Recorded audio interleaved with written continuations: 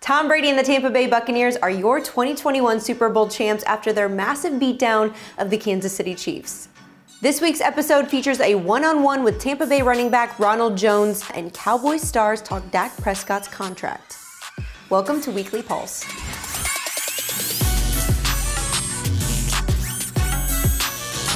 It's time for Weekly Pulse, your heartbeat to what's trending in sports.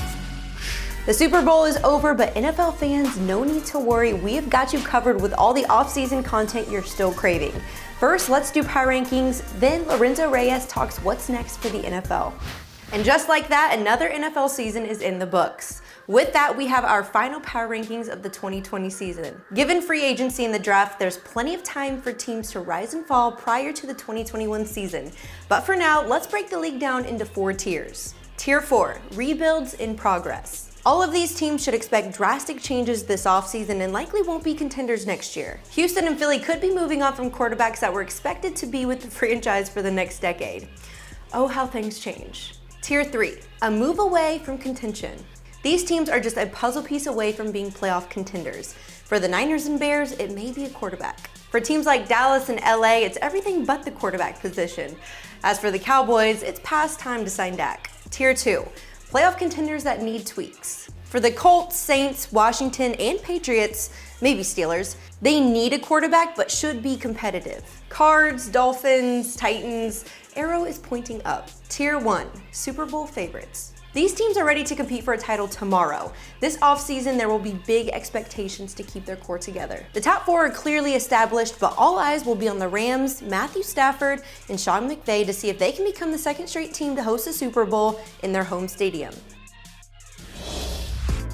So let's assess the top 3 storylines headed into 2021.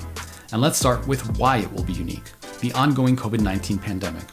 The NFL got through this season without having to cancel a single game.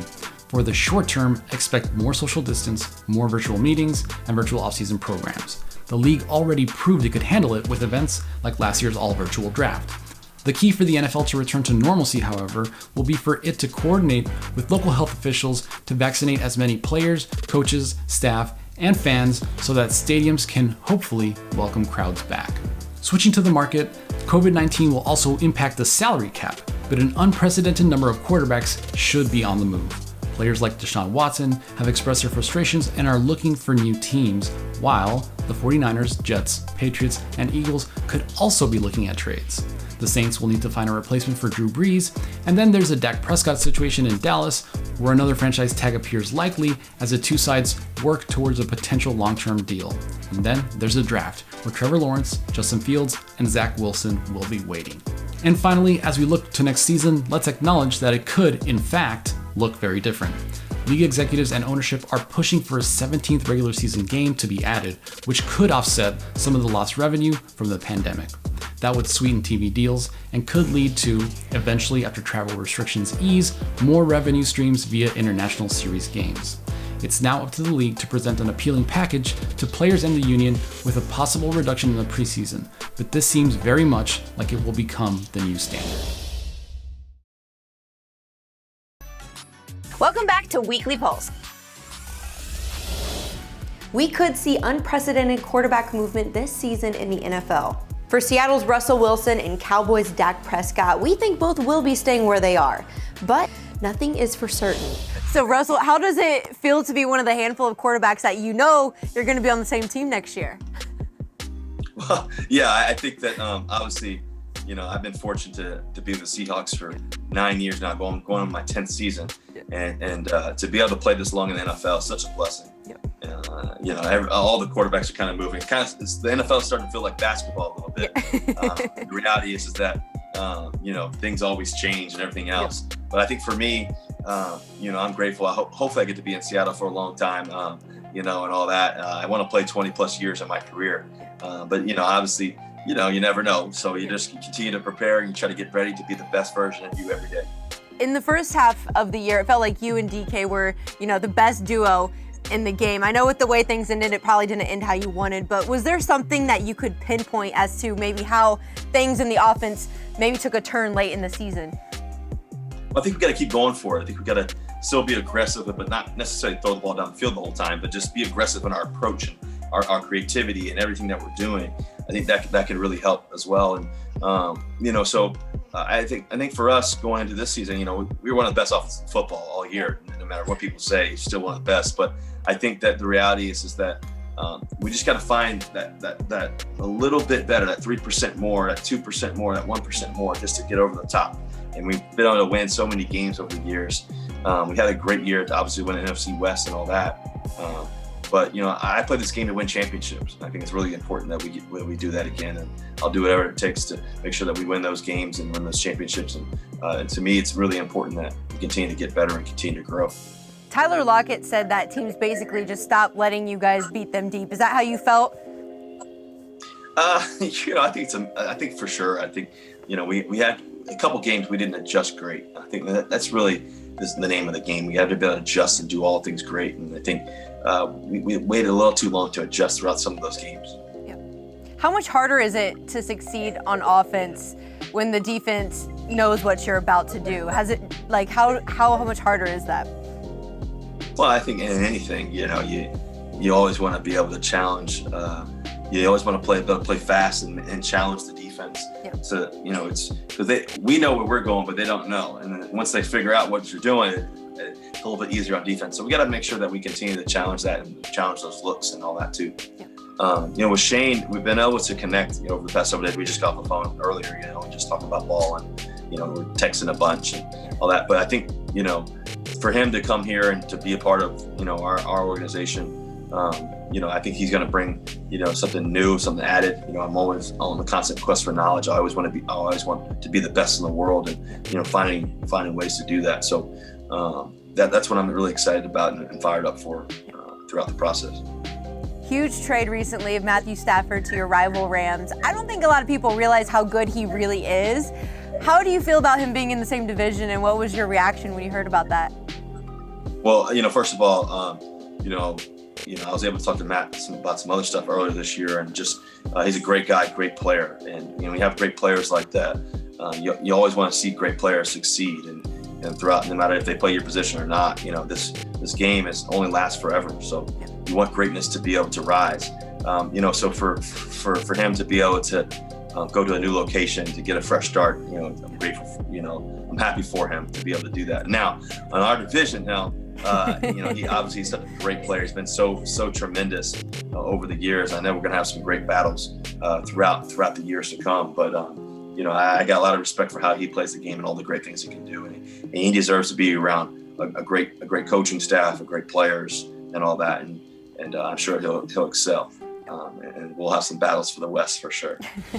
Why on earth has this not been resolved? Because it tells me. Here's what it tells me. The Cowboys are unsure about their quarterback. I don't know how this whole thing shakes out. They're not easy. I'm sure that right now the Cowboys wish they'd gotten something done a year ago. It'll probably be cheaper than what it will be this go around. But with each day that passes, the price goes up a little bit. And as long as the Cowboys are unsure, they don't realize the message that they're sending to the rest of the team. It's no secret we want Dak back. And I trust that the guys in the office are definitely going to make the right decision. By not taking care of Dak Prescott, the Cowboys may not realize the message that they're sending, not only to him, but also to the rest of the team. Yeah. And they're messing with chemistry, if you ask me. They know how much Dak means to us and how much we lean on him. He's going to get it done. Somehow, some way. He realizes Dak is a great player. He's great for the organization. He's a great leader. I know they wanted a 5th year on that original contract. Dak wanted 4 years. They'll compromise. They'll work it out somehow. It's my understanding that the Cowboys want to get him signed. Right. I also believe Dak wants to be in Dallas. So, with that, I really thought a deal would have gotten done last year. I was surprised. I said, I think two people, when two people want the same thing, usually those deals get done. So I was surprised it didn't. But I'm in the same camp this year. I would be really surprised if they don't reach an agreement. Like I said, I cannot wait to have him back. Everybody wants to know their commitment to something. You don't get into a relationship with not knowing you're going to be committed to me. Yeah. So how would you expect Dak Prescott and the rest of the team to be committed to you if you're not committed to them.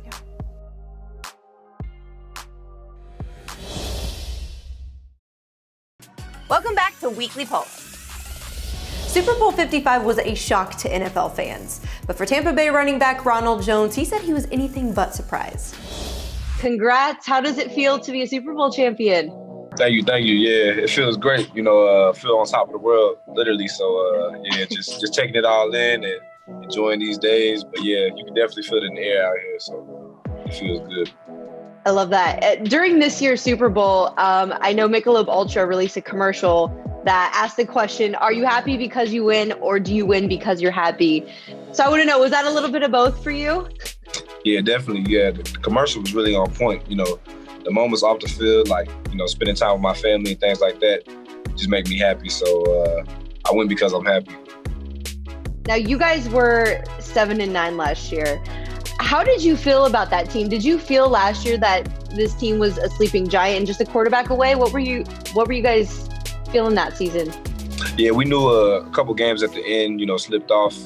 And I think, the last two, turnovers, like you said, just being, a couple of pieces away from the puzzle just to make it all happen. So I think, once we got those changes and a couple of signings, we was able to put it all together. Going back to this time last year, what was your gut reaction when the Bucs signed Brady? And be honest, did you think that all of this could happen? Yeah, I did. It's actually crazy. My boy posted a video, the day that Brady signed, and I was dancing to the video of the weekend, who just happened to perform at the Super Bowl too. So wow. It's kind of just manifested, and it's just unbelievable feeling right now. Because you guys just bullied the Chiefs all game, was there a moment during the game you felt like, okay, we're gonna win this, they're not coming back? Yeah, I'd probably say it was about 4 minutes left. I think they were getting more pressure, and I think Devin White had just got the interception and kind of sealed it. So we knew we just had to run the clock out, and the rest is history. Can you explain how you guys were able to turn the table so quickly on the Chiefs, given just 2 months ago they beat you guys at home? What was it in the preparation, how you guys were able to just dominate the second time around? Yeah, I say, that's exactly what it was. Like you said, the preparation, just saying after the hours, really seeing what they did to beat us in the first game and how we weren't going to let that happen again. So, getting texts from, Brady at midnight, keep this up, telling us, keep victory, blitz pickups and things like that. Just, all that hard work and determination for this moment. So, I wouldn't trade it for anything. I love how you mentioned Tom Brady texting everyone saying, we're going to win. He obviously brought a championship mindset to this team from day one. But for you, is there a certain story or maybe a specific moment, maybe from training camp even, where you saw Brady in action and you were like, okay, this is what everyone's been talking about. He really is the leader that he is. Yeah, I'd probably say, just you see that look on his face and, you just think, the assassin's mindset, he's not going to take no for an answer. So everybody just do their job. We always preach 11 right on the field. And nobody has to go out there and be Superman, just play your role and success, victories, and we made it happen. I'm very curious, was there one thing you learned about Tom Brady this year that you never knew about him before? I say, he's more hip than I thought he was. More hip? He's got some nice playlist songs and things. Wow. Yeah, he's got a lot of swag to him. So I thought he was more, uptight and things like that. But he's just really one of the boys, and he's a great leader. I love that. I know a lot of praise has been heaped on Byron Leftwich and Todd Bowles. Could you explain what makes Byron such a great OC? Yeah, I would say just his faith and his belief in his players, to give us the ball, when the moment's on the line and things like that, just, calling plays, keep us involved. And I think he does a good job with the rotation. Me and Lenny, a heck of a 1-2 punch back there, just doing our jobs. And he just puts us all in position. So I see that. From an X's and O's perspective, what did you guys do on offense that made it look so easy at times? I think, again, back to preparation, Brady making audibles at the line of scrimmage, taking what the defense gets them. And like you said, putting drives together and just wearing the defense down, before the quarter. Yeah. We saw the images of celebration. You guys weren't just the first team to host a Super Bowl, but also win it. The Lightning won the Cup, you won the Super Bowl, the Rays won the AL. Is Tampa the new title town? I think, yeah, I have to say Tampa's the new title town. I think everybody here would agree with me too. So, yeah, it's a good feeling. You know, the city deserves it. Yeah, I'm lost for words, honestly. So, yeah, it's just the best feeling I've ever had in this game. Brady said at the podium he's coming back. Arians wants to run it back. This team is frankly stacked. I know you're going to enjoy this one, but how much have you thought about running it back with this core? Yeah, I look, really forward to running it back. And, I saw Brady. He's done it before, in his career. So why not, do it again? Why not the Bucs? We got all the pieces in place, so let's keep them intact.